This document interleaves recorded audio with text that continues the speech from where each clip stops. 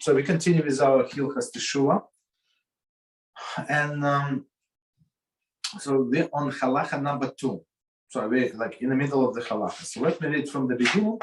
So we have continuations. If you have any questions, of course, please ask.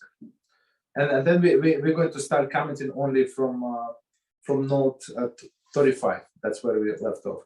So it says, since the God sent to Azazel, so we're talking about Yom Kippur now. Since the God sent to Azazel atones for all Israel, the Kohen Gadol confesses upon it as a spokesman for all Israel. As Vayikra 16:21 states, he shall confess upon it all the sins of the children of Israel. The God is sent to Azazel, atones for all the transgressions in the Torah, and the severe and lighter sins, those violated intentionally and those transgressed inadvertently. Those which transgressor become conscious of, right, and those which he was not conscious of. All are atones by the goat sent to Azazel. Okay, so that's what we come up to here last time. Continue. This applies only if he repents. So here's a is a key line. Only if he repents, it's all good. But if he did not repent, basically that's a waste of time, right? So let's see. Let's do commentary right away. Only if he repents. In Shavuos 13a records a debate among the sages. Rabbi Yehuda Hanasi maintained that Yom Kippur atones for a Jew since whether he repents or not. In contrast, the other sages maintain that Yom Kippur only atones for a person when he repents. Again, I think we go by the sages, but it, like logically, does not make any sense. So the guy does not repent. He intends to continue his lifestyle. Why would those be forgiven? Does not make any sense. Okay. So this sentence again. This applies only if one repents. If one does not repent, the goat only atones for the light sins. Okay, what does it mean? 36. The case of Mishnah takes issue with the Rambam's statement.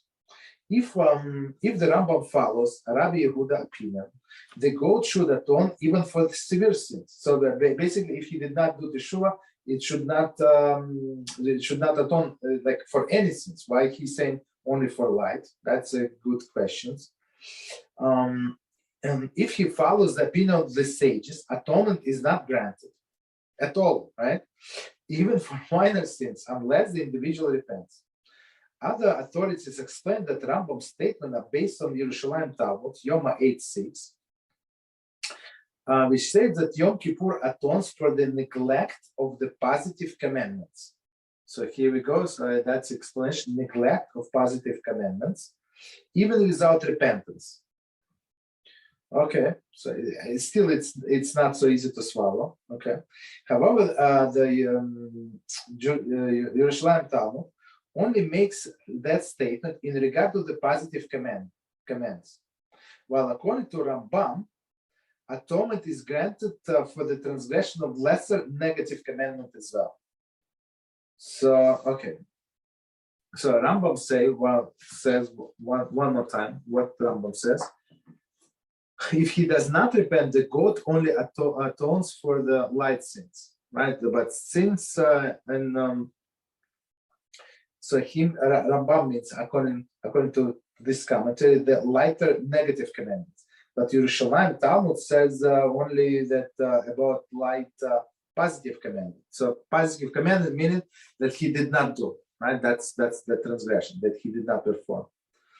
The Meiri Chibur HaTeshuvah resolved this difficulty within the context of the thesis that atonement comes because of Teshuvah and not because of the goat itself, which makes sense. The goat is, I think we said before, it's like an allegory, right? To push a person to do Teshuvah. That's the goal of the goat, right? It's not like poor animal is going to take with itself all of the sins of the whole nation of Israel for the whole year, right? Does not make any sense. Accordingly, he states that it is impossible that the stories of Yom Kippur would not arouse the person slightly to Teshuvah. So as the day itself, that everybody's maybe not him, but everybody's excited and they crying and they anxious, right, to do Teshuvah. Though this moment to repentance might not be sufficient to atone for the personal severe sins, it would be powerful enough to atone for lighter ones. So basically, most people they try to avoid to do Teshuvah for big sins. For small sins like which may be rabbinical, maybe not even rabbinical, they try very hard. Right, that's what it says here. So maybe he's not willing to forgo his big sins, but small ones he ready to forgo. So that's why they would be atoned, which is logically makes sense. Other commentary explains the difference according to the principle that the goat has a power to atone for the sins themselves, the hefza. Right, so meaning. They say that this is miraculous goat, and that's what he does, right? When it is accompanied by the Teshuvah, it can atone for severe sins. But as we said, if person does Teshuvah, it's for positive and negative. Doesn't matter how severe they are. Almost doesn't matter. The Teshuvah is lacking. When Teshuvah is lacking, it is atoned only for the lighter ones. Okay. In a contrast, Yom Kippur itself atones for those who repent. For the individual Gavra, so it's on the person itself, Gavra, and only when they repent.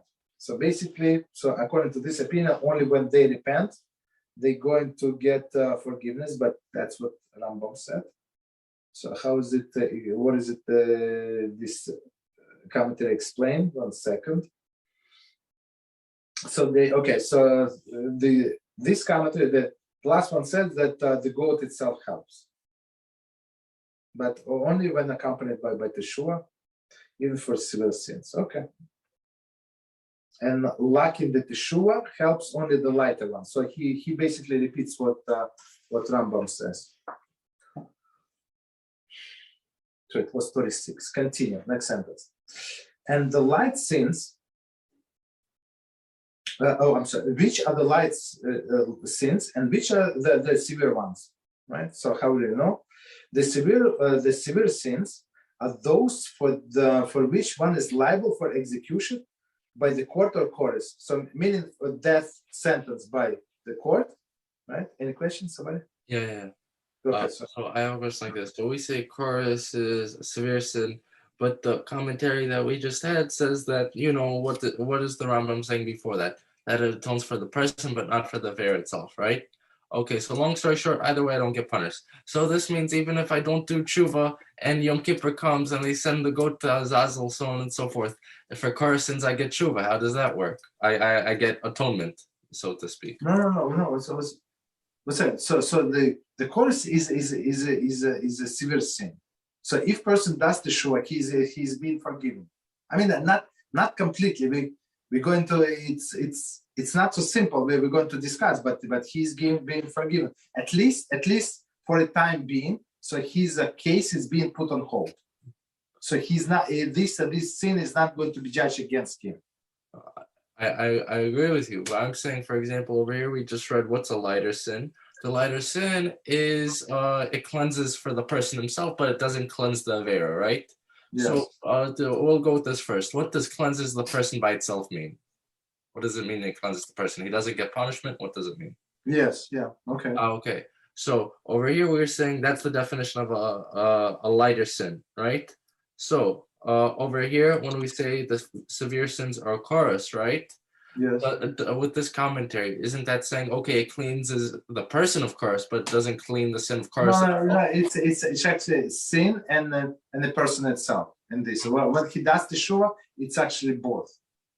Mm-hmm. Got it. But without doing Teshuvah, you don't get anything for chorus, even according to this last. Chorus? No. For chorus, you get chorus.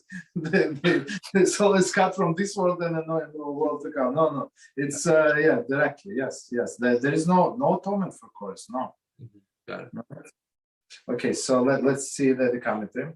The chorus involves premature death at the hand of God, right? And other punishments.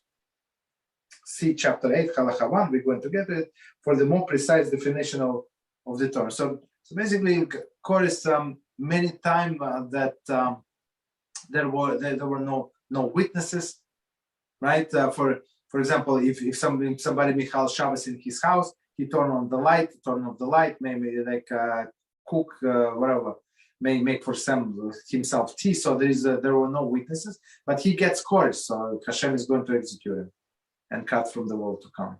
Okay. So one more time this sentence: the severe sins are those who for which one is liable for execution by the court and chorus. So it's very simple. We can always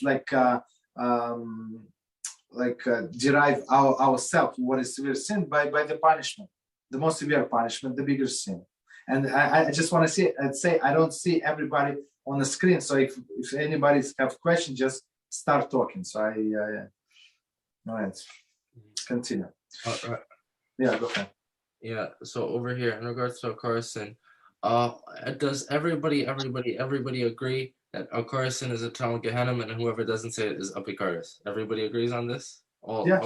We're going to. I think it's you jump a little ahead. It's in chapter 9, I think, or 8. Yeah. Understood.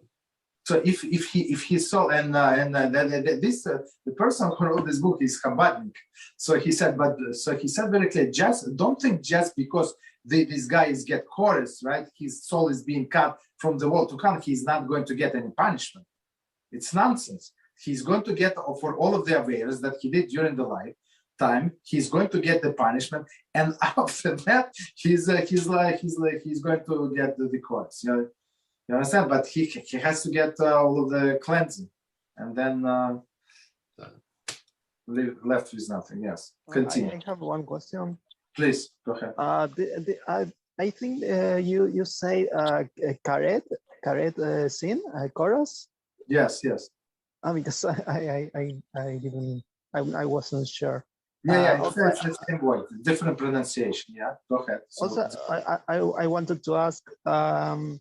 During Korbanos prayer, there are lots of or several types of sacrifice, peace or offerings, peace offering, guilt offering, and several type of animals, bulls, goats, and are we going to see these different types of offering and animals?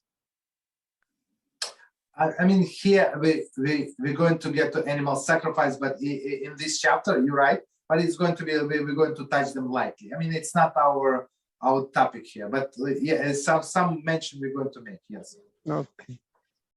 So let's leave it. Okay, continue.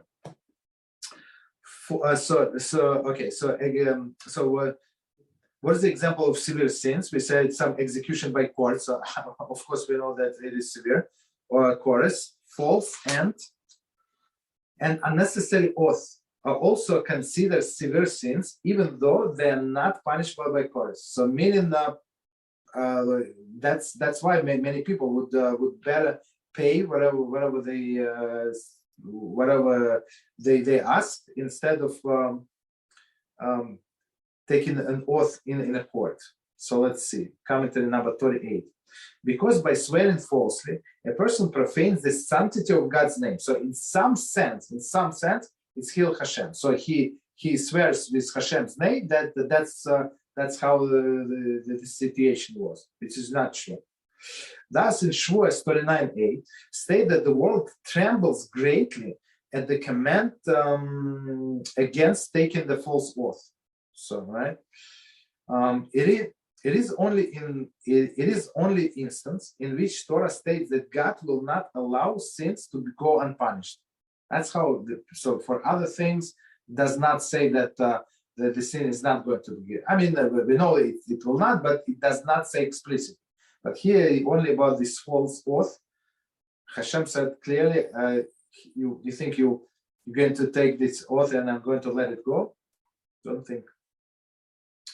Next one, the violation of other prohibitions and the failure to perform positive commandments that are not punishable by Koris are considered light sins. So, okay. So for some negative commandments, there is a Koris, meaning that his life is being cut short here and in the world to come. Okay? And the violation of other prohibitions, but not all of the negative prohibitions are punishable by Koris. There's only some, right? It's a failure to perform, so they're lighter sins, and failure to perform positive commandments, also lighter sins, right? Commentary number 39. All positive commandments, with exception of circumcision and paschal sacrifice. So I think for circumcision, I think it's also Koris, I think, if I remember correctly. Right, so if somebody did not do circumcision, so it's Koris on him, or Pesach sacrifice. That's how important it is. So it's only 2 positive commandments for which you have such a severe punishment. Others don't have.